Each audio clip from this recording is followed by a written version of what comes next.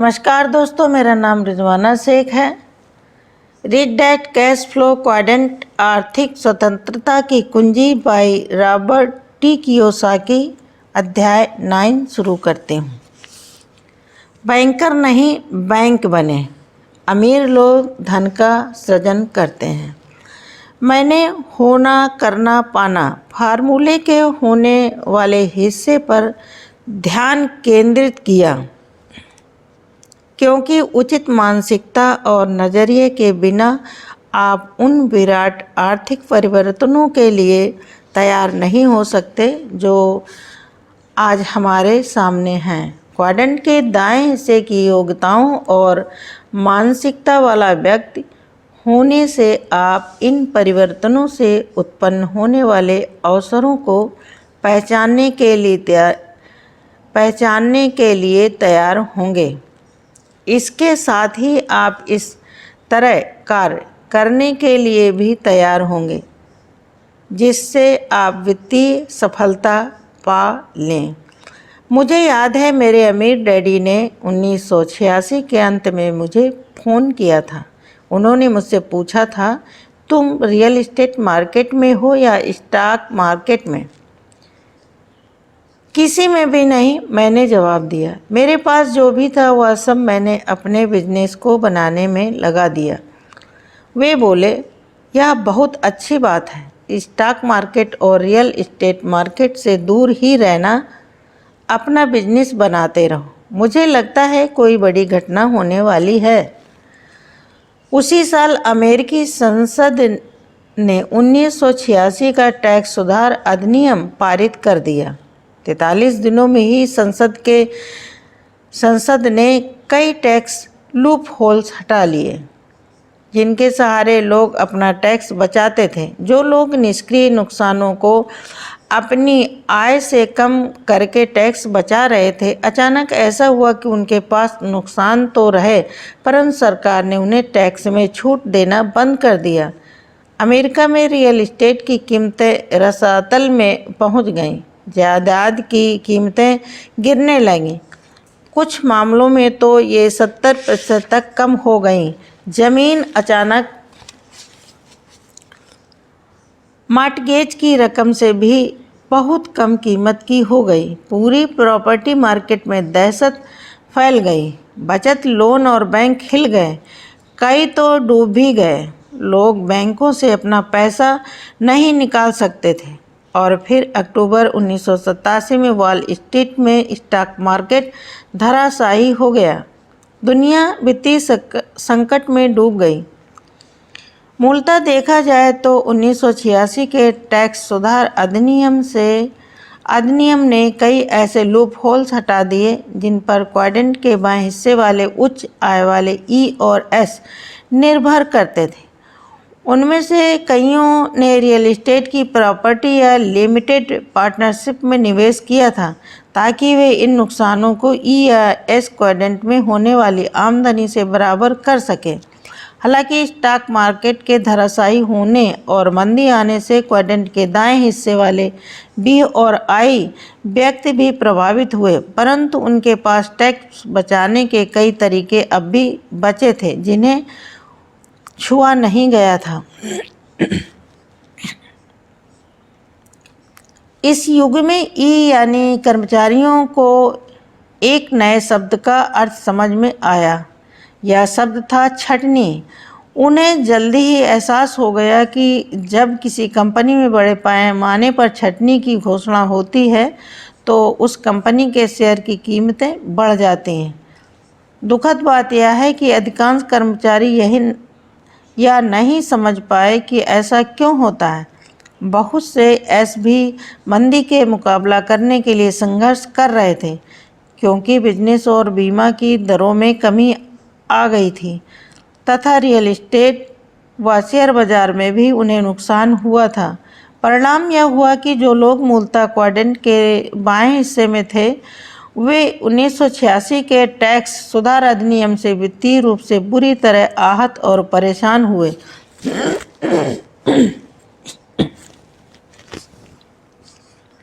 दौलत का हस्तांतरण हालांकि बाएं हिस्से के लोग कष्ट उठा रहे थे, परंतु क्वाड्रेंट के बी और आई हिस्से में काम कर रहे लोग अमीर बन रहे थे, क्योंकि सरकार अधिकांश लोगों से लेकर कुछ लोगों को दे रही थी। टैक्स से कानून बदलकर निवेश के क्षेत्र में टैक्स की चालाकी के ऐसे उपाय खत्म कर दिए गए थे जिनके द्वारा लोग सिर्फ नुकसान दिखाने के लिए रियल एस्टेट खरीद रहे थे। कई तो उच्च आय वाले कर्मचारियों या डॉक्टरों, वकीलों, अकाउंटेंटों और छोटे बिजनेस मालिकों जैसे प्रोफेशनल लोग थे।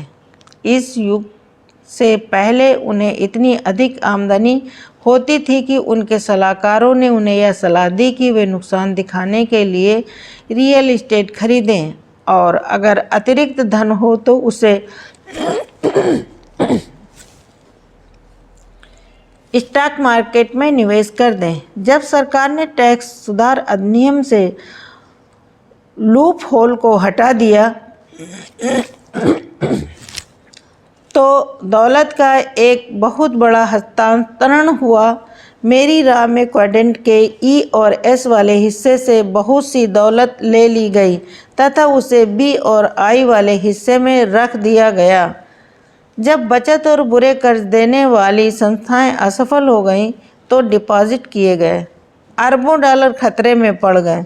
उस धन को वापस चुकाना था, परंतु बचत और रियल एस्टेट फोरक्लोजर्स में गंवाए गए बिलियनों डॉलर चुकाने के लिए कौन बचा था? जाहिर है करदाता, और उनकी हालत पहले से ही बहुत खराब थी। टैक्स कानून में परिवर्तन के कारण करदाता कई बिलियन डॉलर के भुगतान में उलझ गए।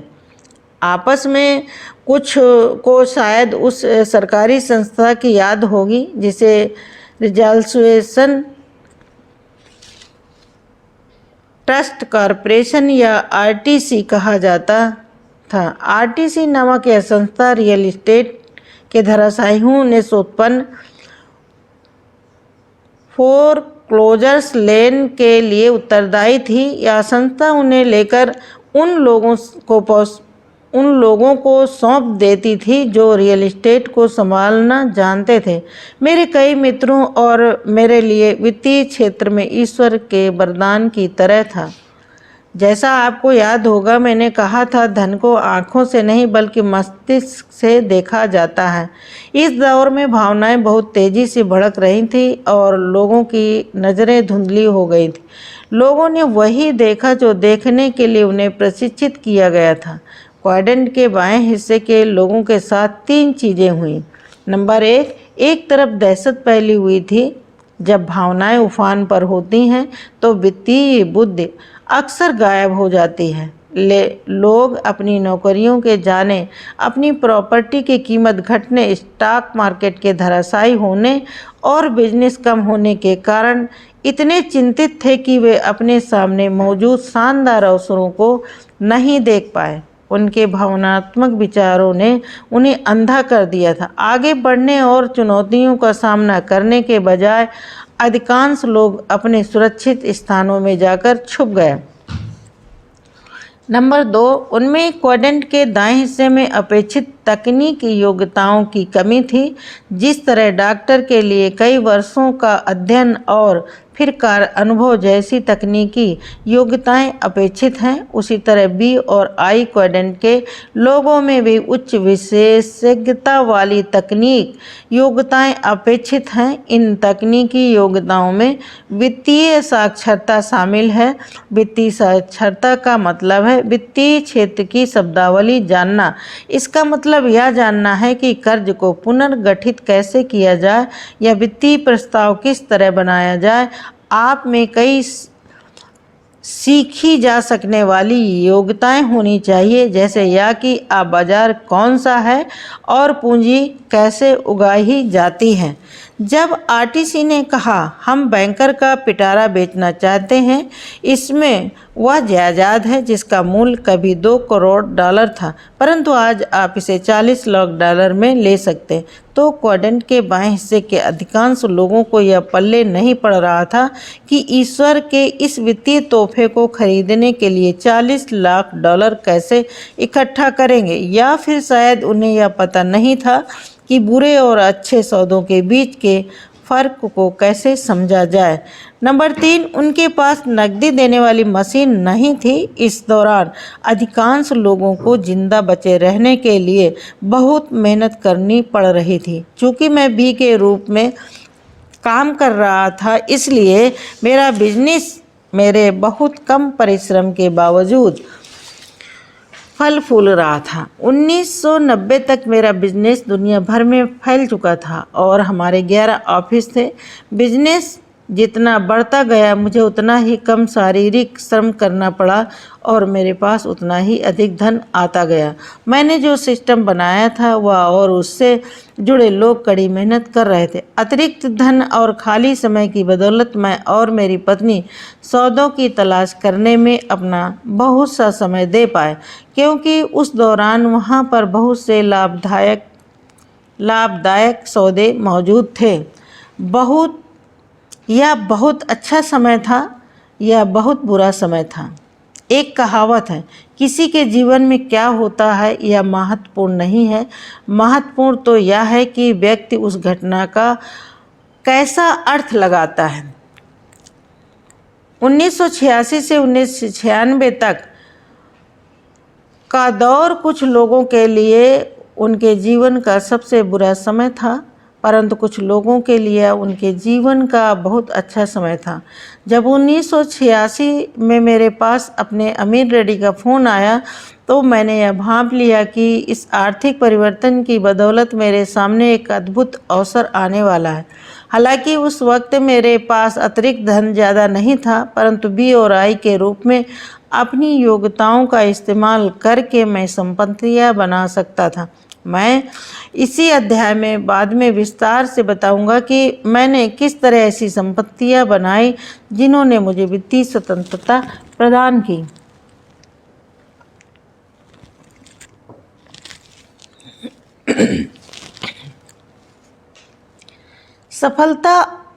सफल और सुखी जीवन की एक कुंजी इतना लचीला होना है कि हमारे रास्ते में जो भी परिवर्तन आए हम उस पर उचित प्रतिक्रिया कर सकें।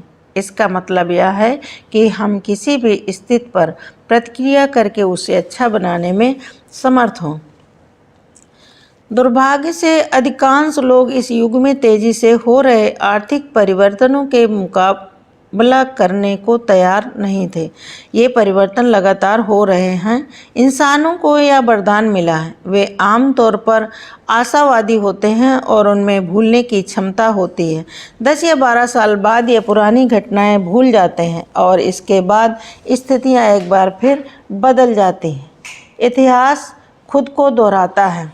आज लोग कमोबेश 1986 के टैक्स सुधार अधिनियम को भूल गए। ई और एस पहले से भी ज़्यादा मेहनत कर रहे हैं क्योंकि उनके टैक्स लूपहोल्स बंद हो गए। उन्हें जो नुकसान हुआ था उसकी भरपाई के लिए उन्होंने पहले से ज़्यादा मेहनत की। इसकी बदौलत अर्थव्यवस्था सुधर गई, उनकी आमदनी बढ़ गई और उनका टैक्स अकाउंटेंट दोबारा वही समझदारी भरी सलाह देने लगा। एक बड़ा मकान खरीदो, कर्ज पर आप जो ब्याज देते हैं वह कर में मिलने वाली सबसे अच्छी छूट है और इसका अलावा आपका मकान आपकी संपत्ति है या आपका सबसे बड़ा निवेश होना चाहिए। इसलिए वे आसान मासिक किस्तों को देखते हैं और एक बार फिर कर्ज में गहराई तक डूब जाते हैं। मकान उद्योग आसमान छू रहा है। लोगों के पास आमदनी ज़्यादा है और ब्याज की दरें कम हैं। लोग जायदाद बड़े मकान खरीद रहे हैं, उत्साहित हैं और स्टॉक मार्केट में पैसा डाल रहे हैं क्योंकि वो फटाफट अमीर बनना चाहते हैं।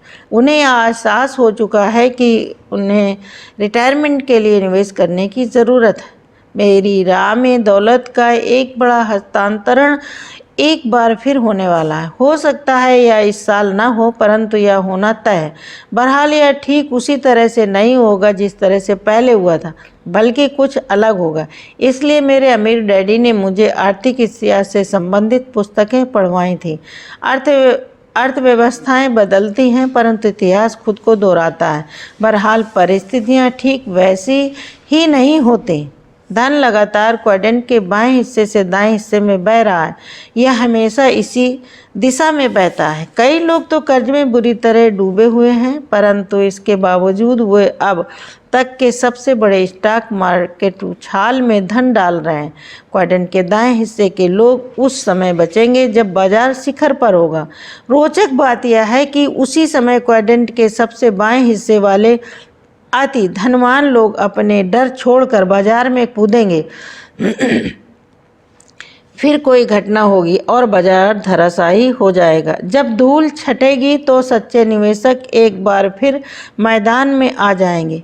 जिन शेयरों को उन्होंने कुछ समय पहले बेचा था, अब वे उन्हें एक बार फिर खरीद लेंगे। एक बार फिर क्वाड्रेंट के दाएं हिस्से से बाएं हिस्से की ओर दौलत का बड़ा हस्तांतरण होने वाला है।